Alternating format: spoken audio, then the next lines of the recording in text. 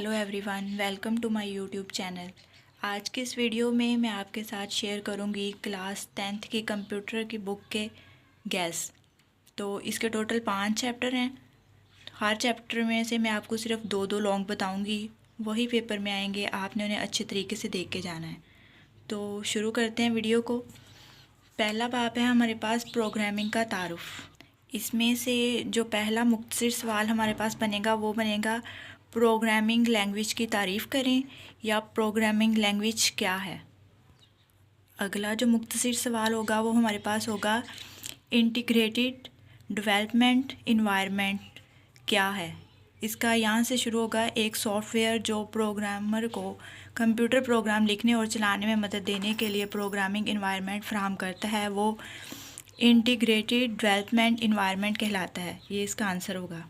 अगला हमारे पास मुख्तसर सवाल होगा टेक्स्ट एडिटर क्या है या टेक्स्ट एडिटर की तारीफ़ करें। तो इसका आंसर यहाँ से होगा टेक्स्ट एडिटर ऐसा सॉफ्टवेयर है जो प्रोग्रामर को कंप्यूटर प्रोग्राम लिखने और इसमें तरमीम करने में मदद देता है। ये इसका आंसर होगा। इससे आगे मुख्तसर सवाल बनेगा कंपाइलर क्या है या कंपाइलर की तारीफ़ करें। तो आप इसका जवाब यहाँ से करेंगे कंपाइलर ऐसा प्रोग्राम है जो कि एक आला दर्जे की ज़बान में लिखे गए प्रोग्राम को मशीन की ज़बान या कोड में तब्दील करने का ज़िम्मेदार होता है। अगला शॉर्ट क्वेश्चन होगा लैंग्वेज का सिंटैक्स और सिंटैक्स एरर। वो ऐसे भी पूछ सकता है लैंग्वेज का सिंटैक्स और सिंटैक्स एरर में क्या फ़र्क है, या वो ऐसे भी पूछ सकता है कि लैंग्वेज का सिंटैक्स की तारीफ़ करें या सिंटैक्स एरर किसे कहा जाता है। आपने इन दोनों को देख के जाना है अच्छे तरीके से। अगला हमारे पास मुख्तसर सवाल होगा रिजर्वर्ड या कीवर्ड से क्या मुराद है। फर्स्ट चैप्टर में से जो मोस्ट इम्पोर्टेंट लॉन्ग क्वेश्चन है वो हमारे पास होगा सी प्रोग्रामिंग की साख्त। तो ये आपने अच्छे तरीके से देख के जाना है सी प्रोग्रामिंग की साख्त को। अब जो दूसरा हमारे पास लॉन्ग होगा वो होगा सी प्रोग्राम में कमेंट्स का सिंटैक्स और मकसद लिखें। यही दो लॉन्ग सवाल हैं जिनको आपने अच्छे से तैयार करना है। इसके अलावा इसमें से अगर आप इसको तैयार करते हैं तो इसी में से आपके दो शॉर्ट भी तैयार हो जाएंगे कि सिंगल लाइन कमेंट्स और मल्टी लाइन कमेंट्स से क्या मुराद है। ये दोनों मुख्तसर सवालों में है। तो आप इस पूरे लॉन्ग को तैयार कीजिएगा, इसी में ही आपके ये दो जो हैं शॉर्ट भी कवर हो जाएंगे। आगे बढ़ते हैं हम। आगे आप ये कांस्टेंट वाला जो है ये भी पढ़ के जाइएगा। इसमें से शॉर्ट बन सकते हैं, लॉन्ग में इतना ज़्यादा इंपॉर्टेंट नहीं है लेकिन शॉर्ट बन सकते हैं इसमें से। अगला आपके पास शॉर्ट बनेगा सी लैंग्वेज के सेंसिटिव है। ये इस तरह से आपसे पूछ सकता है क्या आप क्या जानते हैं सी लैंग्वेज के सेंसिटिव क्यों है, या के सेंसिटिव सी लैंग्वेज से क्या मुराद है। के सेंसिटिव के बारे में ये पूछा जाएगा। अगला जो मुख्तसर सवाल आप देखेंगे वो होगा मुतगय्यर की इनिशियलाइजेशन से क्या मुराद है, या मुतगय्यर की इनिशियलाइजेशन की तारीफ़ करें। इसका आंसर आप यहाँ से लिखेंगे पहली मरतबा एक मुतगय्यर से कीमत को मंसूब करना मुतगय्यर को इनिशियलाइजेशन कहलाता है। ये इसका आंसर है। इससे अगला शॉर्ट सवाल जो आप करके जाएंगे वो होगा मुतगय्यर की डिक्लेरेशन से क्या मुराद है, या मुतगय्यर की डिक्लेरेशन की तारीफ़ करें। ये जो शॉर्ट क्वेश्चन है ना वो इसमें इस तरह भी पूछ सकता है कि मुतगय्यर को डिक्लेयर करने का सिंटैक्स लिखें। तो आप ये सिंटैक्स जो है ना वो याद करके जाइएगा। इसी तरह वो आगे पूछ सकता है कि मुतगय्यर की इनिशियलाइजेशन का सिंटैक्स लिखें। तो इसका आपने ये सिंटैक्स जो है ना ये अच्छे से याद करके जाना है आपने। तो यहाँ पे हमारा फर्स्ट चैप्टर जो है वो ख़त्म हो जाता है। आगे हम बढ़ते हैं चैप्टर नंबर 2 की जानिब। दूसरा जो आपके पास मुख्तसर सवाल बनेगा दूसरे चैप्टर में से वो होगा प्रिंट एफ फंक्शन से क्या मुराद है, या प्रिंट एफ फंक्शन की तारीफ़ करें और इसकी एक मिसाल दें। ये आपके पास मुख्तसर सवाल है दूसरे चैप्टर का।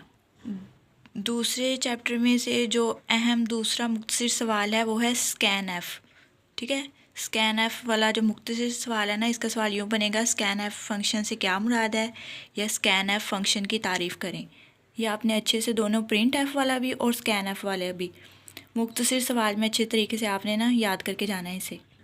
अगला जो मुख्तसर सवाल बनेगा वो ये बनेगा कि स्टेटमेंट टर्मिनेटर से क्या मुराद है, या स्टेटमेंट टर्मिनेटर की मिसाल दें।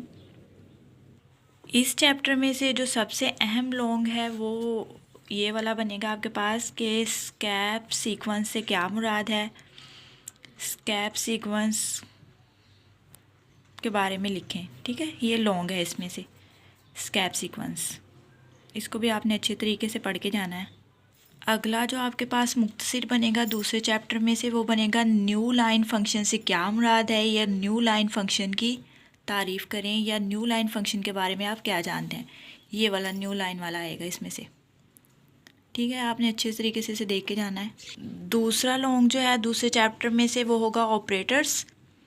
ऑपरेटर्स क्या हैं या ऑपरेटर्स के नाम लिखें। तो आपने ये सारे ऑपरेटर्स याद करके जाने हैं। Assignment operator, relational operator, arithmetical operator और ये लॉजिकल ऑपरेटर। ये सारे जितने भी ऑपरेटर्स हैं ना, आपने इनकी डेफिनेशंस भी याद करके जानी है। एक तो इसमें से ये लॉन्ग बनेगा ऑपरेटर्स से क्या मुराद है, ऑपरेटर्स के नाम लिखें। दूसरा वो आपसे ना इनमें से मुख्तसर सवाल भी पूछ सकता है, जैसे रिलेशनल ऑपरेटर से क्या मुराद है, या वो ये पूछ सकता है असाइनमेंट ऑपरेटर से क्या मुराद है। इस तरह अगर आप ये लॉन्ग तैयार करते हैं ना तो आपके खुद ब खुद ही ये जो होंगे ना 4 शॉर्ट इसमें से तैयार हो जाएंगे। तो यहाँ पे हमारे पास जो चैप्टर नंबर 2 है वो भी ख़त्म हो जाता है। आगे हम बढ़ते हैं चैप्टर नंबर 3 की जानब। सेकेंड चैप्टर में से ना आप ये भी देख लीजिएगा यूनरी ऑपरेटर्स और बाइनरी ऑपरेटर से क्या मुराद है, या वो ये पूछ सकता है यूनरी ऑपरेटर और बाइनरी ऑपरेटर में क्या फ़र्क है।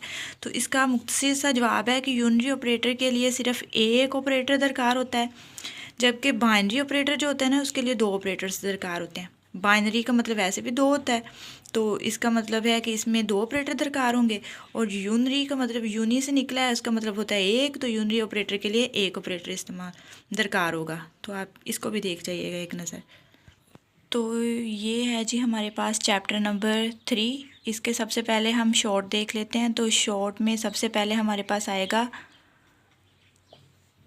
कि कंट्रोल स्टेटमेंट से क्या मुराद है, या कंट्रोल स्टेटमेंट की तारीफ़ करें। तो ये आपने देख के जाने हैं कंट्रोल स्टेटमेंट। आगे आपने इसकी डेफिनेशन तैयार करनी है मशरूत मंतक की। तो इसका आंसर यहाँ से होगा, अगर शर्त पूरी हुई तो मैं ये काम करूँगा वरना नहीं। बाज़-औक़ात अगर शर्त पूरी ना हो तो हम कोई और काम करते हैं, इसे मशरूत मंतक कहते हैं। ये भी शॉर्ट हो गया हमारे पास। तो इसमें तीसरा शॉर्ट ये बनेगा कि sequential control statement, conditional control statement और रेपिटेशन कंट्रोल स्टेटमेंट। वो इस तरह से पूछ सकता है कि सी लैंग्वेज में कंट्रोल स्टेटमेंट की कितनी अक़साम हैं, उनके नाम लिखें। तो ये आप उनके नाम लिख देंगे। इसके आगे आप इनकी ना एक एक लाइन में डेफिनेशंस होगी, वो भी देख लीजिएगा कि अगर वो इस तरह से नहीं पूछता कि सी लैंग्वेज में कंट्रोल स्टेटमेंट की कितनी अक़साम है, तो इनमें से कोई सवाल बना सकता है कि जैसे वो बना दे इसको उठा के कि कंडीशनल कंट्रोल स्टेटमेंट से क्या मुराद है। तो आप इनकी डेफिनेशन देख के जाइएगा इन तीनों की। सीक्वेंशियल कंट्रोल स्टेटमेंट की ये आपको मिल जाएगी यहाँ पे, सीक्वेंशियल कंट्रोल स्टेटमेंट की डेफिनेशन यहाँ पे मिल जाएगी। आगे आप देखेंगे सिलेक्शन स्टेटमेंट की तारीफ़ और इसकी अक़साम। सिलेक्शन स्टेटमेंट की जो तारीफ़ है वो यहाँ से आप करेंगे, वो स्टेटमेंट जो शर्त की बिना पर हमारे फ़ैसला करने में मदद करती है कि आगे कौन सी स्टेटमेंट चलनी चाहिए, सिलेक्शन स्टेटमेंट कहलाती है। ये इसकी डेफिनेशन होगी। अगर वो इसकी पूछ लेता है कि सिलेक्शन स्टेटमेंट से क्या मुराद है और इसकी टाइप्स लिखें, 2 मतलब कि अक़साम लिखें उर्दू में, तो आप लिखेंगे इफ़ स्टेटमेंट और इफ़ एल्स स्टेटमेंट। इसके 2 ये नाम लिख देंगे आप। अगला शॉर्ट ये बनेगा कि इफ़ स्टेटमेंट से क्या मुराद है, तो आप क्या करेंगे इसकी डेफिनेशन लिख देंगे इफ़ स्टेटमेंट की। नेक्स्ट आपके पास वो इस तरह पूछ सकता है कि इफ़ स्टेटमेंट का ढांचा यानी स्ट्रक्चर लिखें, तो आप उसका स्ट्रक्चर ये लिख देंगे। ठीक है, ये आपके पास शॉर्ट बनेंगे हमारे पास। आगे आप याद करेंगे इफ़ एल्स स्टेटमेंट से क्या मुराद है, इसकी डेफिनेशन देखेंगे, और इफ़ एल्स स्टेटमेंट का ये जो उन्होंने दिया हुआ है ना स्ट्रक्चर, ये आप देखेंगे। आगे है हमारे पास नेस्टेड सिलेक्शन स्ट्रक्चर से क्या मुराद है, इसके आप डेफिनेशन और इसका ये जो है ना स्ट्रक्चर, ये आप देख के जाएंगे। ये जो है सारा कोड लिखा। अच्छा, इस चैप्टर नंबर 3 में से जो आप लॉन्ग देखेंगे वो ये देखेंगे कि सिलेक्शन स्टेटमेंट से क्या मुराद है। तो ये सारा लॉन्ग में आ जाएगा। अगर वो ये लॉन्ग में नहीं पूछता तो वो इस तरह पूछ सकता है कि इफ़ एल्स स्टेटमेंट से क्या मुराद है, इसको तफसील से वजाहत करें इसकी। तो इफ़ एल्स वाला अलग भी दे सकता है। मतलब कि अगर आप सिलेक्शन स्टेटमेंट को अच्छे तरीके से देख जाएँ इस पूरे को, तो इसमें से वो एक तो सिलेक्शन स्टेटमेंट का सवाल बना सकता है और एक इफ़ एल्स का सवाल बना सकता है। इसके साथ ही हमारे पास चैप्टर नंबर 3 ख़त्म हो जाता है। आगे हम चैप्टर नंबर 4 की जाना बढ़ते हैं, डाटा एंड रेपिटेशन। सबसे पहले आप इसी की तारीफ़ देखेंगे, डाटा एंड रेपिटेशन की तारीफ़ करें, या डाटा एंड रेपिटेशन से क्या मुराद है। आगे हमारे पास इसका मुख्तसर सवाल ये बनेगा कि डाटा स्ट्रक्चर की तारीफ़ करें, तो इसकी आप तारीफ़ याद करके जाएंगे। इससे आगे हमारे पास मुख्तसर सवाल बनेगा कि अरे क्या है और इसकी एक मिसाल दें। ठीक है, इसमें आप ये करेंगे इसका आंसर कि अरे एक डाटा स्ट्रक्चर है जिसमें एक ही डाटा टाइप की एक से ज़्यादा कीमत रखी जा सकती है, ये आप करेंगे इसके साथ, और एक इसकी मिसाल कर लेंगे आप अरे की। आगे मुख्तसर सवाल बनेगा कि अरे डिक्लेरेशन से क्या मुराद है, और या हम अरे को कैसे डिक्लेयर कर सकते हैं, तो आप ये करके जाएंगे इसका अरे डिक्लेरेशन का। अगला जो मुख्तसर सवाल हमारे पास बनेगा वो ये बनेगा कि अरे इनिशियलाइजेशन से क्या मुराद है, तो आप इसकी डेफिनेशन याद करके जाएंगे अरे इनिशियलाइजेशन की। तो इसकी डेफिनेशन है, पहली मरतबा एक अरे में कीमत रखना अरे इनिशियलाइजेशन कहलाता है। जिसके आगे है हमारे पास लूप स्ट्रक्चर्स क्या है, मिसाल दें। ये आपसे वो शॉर्ट में भी पूछ सकता है, इसके अलावा ये इंपॉर्टेंट लॉन्ग में भी है कि लूप स्ट्रक्चर क्या है और इसकी मिसाल दें। इसमें आप लिखेंगे, इसकी एग्ज़ाम भी लिखेंगे, याद करके जाइएगा। इसकी 3 अक़साम है। सी लैंग्वेज में लूप की 3 अक़साम है, for loop, while loop, do while loop. अगला जो मुख्तसर सवाल आप करेंगे वो ये करेंगे कि लूप का आम सेंटेंस देखें। अगर आप लूप स्ट्रक्चर वाला लॉन्ग तैयार कर लें ना, तो इसी में से आपके शॉर्ट भी बन सकते हैं कि फार लूप से क्या मुराद है, वाइल लूप से क्या मुराद है, डू वाइल लूप से क्या मुराद है। या वो इस तरह से आपसे पूछ सकता है कि फार लूप की तारीफ़ करें, डू वाइल लूप की तारीफ़ करें, या वाइल लूप की तारीफ़ करें। तो एक लॉन्ग तैयार करने से आपके इसमें से 3 शॉर्ट भी तैयार हो जाते हैं। तो आगे हम इसी तरह से हमारा ये चैप्टर नंबर 4 कंप्लीट हो जाता है। अब हम देखते हैं चैप्टर नंबर 5 को। जी, तो चैप्टर नंबर 5 है हमारे पास फंक्शंस का। तो इसमें सबसे पहले आ जाता है कि फ़ंक्शन की तारीफ़ करें और मिसाल दें। ये मुख्तसर में वो पूछेगा, या वो इस तरह से ये भी सवाल बना सकता है कि फ़ंक्शन की अक़साम के नाम लिखें। तो आप इनके नाम लिखेंगे, बिल्ट इन फंक्शन और यूज़र डिफ़ाइन फंक्शन। या वो इसी सवाल को इस तरह से भी पूछ सकता है कि बिल्ट इन फंक्शन और यूज़र डिफ़ाइन फंक्शन में क्या फ़र्क है। तो आप इसको अच्छे तरीके से देख के जाइएगा।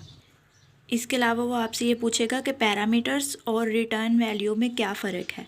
ये शॉर्ट में बनेगा कि पैरामीटर्स और रिटर्न वैल्यू में क्या फ़र्क है। आगे जो और शॉर्ट बनेगा वो ये बनेगा कि फ़ंक्शन के सिग्नेचर से क्या मुराद है, या फ़ंक्शन के सिग्नेचर का आम ढांचा लिखें। तो ये आप ये सारा याद करके जाएंगे इसका।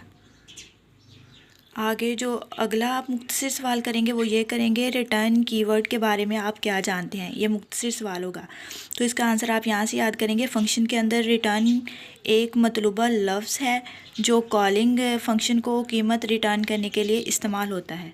ये इसका आंसर है। अगला मुख्तसर आप ये देखेंगे, फ़ंक्शन कॉल की तारीफ़ करें। इसके अलावा शॉर्ट में आप याद करके जाएंगे, दोबारा इस्तेमाल से क्या मुराद है, या दोबारा इस्तेमाल की तारीफ़ करें। इंग्लिश में होगा ये रीयूज़बिलिटी। जी, तो इसके साथ ही हमारा चैप्टर नंबर 5 जो है वो भी कंप्लीट हो जाता है। वीडियो को लाइक कर दीजिएगा, शेयर कर दीजिएगा, और अगर किसी चीज़ की नहीं समझ आती तो आप नीचे कमेंट करके मुझसे पूछ सकते हैं। इसके अलावा इस वीडियो के डिस्क्रिप्शन में मैं अपने दूसरे चैनल का लिंक डाल दूँगी।